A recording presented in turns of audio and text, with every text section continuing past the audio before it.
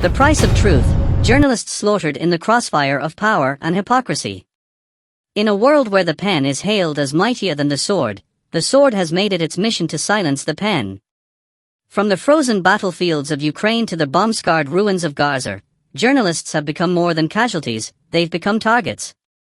As governments cloak themselves in patriotism and self-defense, the bodies of truth-seekers pile up in ditches, rubble, and sniper crosshairs. This is not just a tragedy. It's an indictment of the global order. Ukraine-Russia, the forgotten reporters of a frozen war.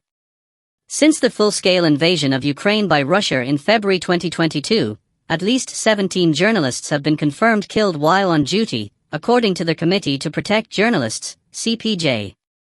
Most of these deaths have occurred on Ukrainian territory, many near frontline zones.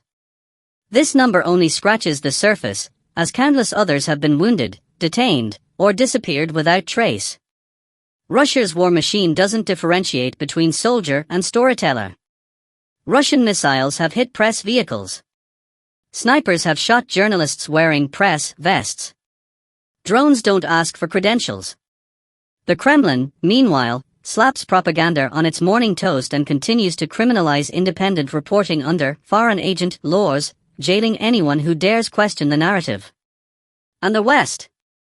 Oh, the West condemns with one hand while arming with the other, applauding their press freedoms at home while feeding the fire abroad.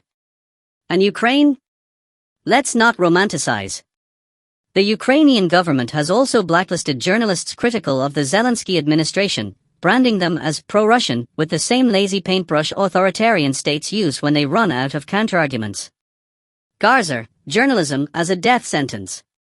Now, let's turn to Gaza. Or should we say, the graveyard of journalism. Since October 7, 2023, following Hamas's attack and Israel's subsequent military assault, more 210 Palestinian reporters, photographers, and media workers have been slaughtered since October 2023. The highest number of journalists ever killed in a single conflict in such a short period of time. Many died with their families, in their homes, or while broadcasting live footage of the bombings.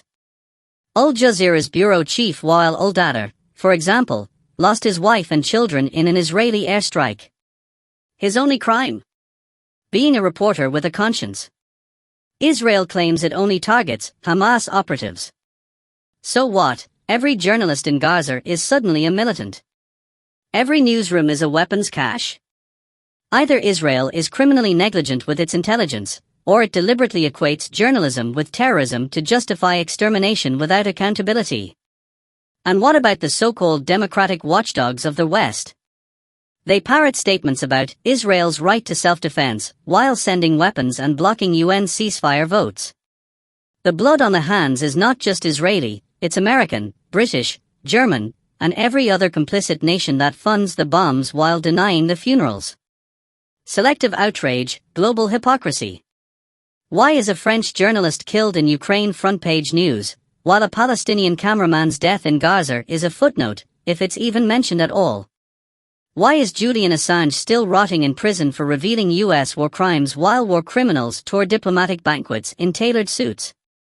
Because media isn't just under attack, it's being manipulated, curated, and censored to shape public opinion according to geopolitical convenience.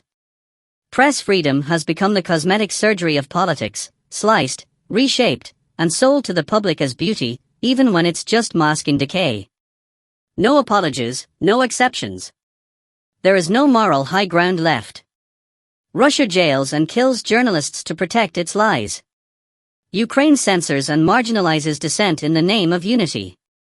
Israel bombs press offices and homes while denying intent, and the US funds it all while waving the First Amendment like a middle finger to the global South. Killing journalists is a war crime. Excusing the deaths of journalists with "they were in the wrong place" is barbaric. Funding regimes that target journalists makes you an accomplice. Journalism will survive, but at what cost? Every bullet that silences a journalist is aimed at your right to know.